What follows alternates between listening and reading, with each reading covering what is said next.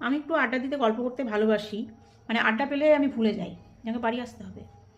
তো ওই জন্য আমার পরিচিত যারা আছে শুধু আমাকে ডাকবে শুধু গল্প করার জন্য। তো আমিও বলে দিয়েছি এবার আমি স্কুটি তেল খরচ করে কারো বাড়ি গল্প করতে যাবো না, ফেসবুকে গল্প করবো, তোমার শুনে নেবা। তো কয়েকদিন আগে বাবা ভৈরবের নরনারায়ণ সেবা খেতে গিয়ে আমি পুরো ফেঁসে গিয়েছিলাম।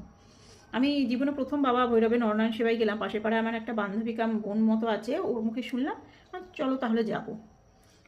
গিয়ে আমি পুরো ফেঁসে গেছি। 9টার দিকে বোধহয় গেছি, বাড়ি এসেছি প্রায় 11:15। প্রচুর লোক, খাওয়া দাওয়া হচ্ছে, প্রচুর ভিড় ছিল। আমি গেছি বোধহয় কটা হবে, 9টা হবে, 9টা, হ্যাঁ 9টার পরেই গেছি। তো আমরা জায়গা পেলাম প্রায় 1.25 ঘন্টা 1 ঘন্টা পর। জায়গা পাওয়ার পর 1 ঘন্টার মতো হবে বোধহয় পাতা পড়লো, বসার 1 ঘন্টার পর। আর মাম্মাম তো মনে মনে বিরক্ত হচ্ছে, কিন্তু ও তো কিছু বলতে পারছে না। মানে জানে ও মাম্মাম একটু খিচুড়ি প্রসাদ খেতে ভালোবাসে, ওই জন্য ও বলতে পারছে না যে বাড়ি চলো। শুধু বলছে মাম্মাম এই সময় হলো, মাম্মাম ওই সময় হলো। এবার উঠে ঠাকুরের প্রসাদ বসেছি। প্রথম আমি ভৈরবের নরনারায়ণ সেবায় গেছি, উঠে চলে আসা যায় নাকি। তো মজা হচ্ছিল, অনেক লোকজন ছিল, দেখছিলাম। আমার বান্ধবী দুই মেয়ে বসেছিল, সব গল্প করছিলাম, মজা করছিলাম।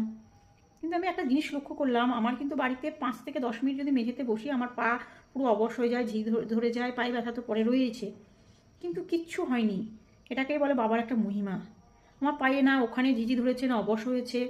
কতক্ষণ আমি বসেছিলাম, বাড়িতে বসতে পারি না, মানে অবাক কাণ্ড। তো বসার 1 ঘন্টা 1.25 ঘন্টা পর পাতা পেলাম। পাতা পাওয়ার 1 ঘন্টা পর আমরা খিচুড়ি পেলাম, খিচুড়ি শেষ হয়ে গিয়েছিল। তো খিচুড়ি পাওয়ার পর দেখছি সে খিচুড়ি যে কী গরম। ঘন্টাখানেক বসে থাকার পর খিচুড়ি চরম গরম, সেই খিচুড়িতে খাওয়া মানে যাবে না।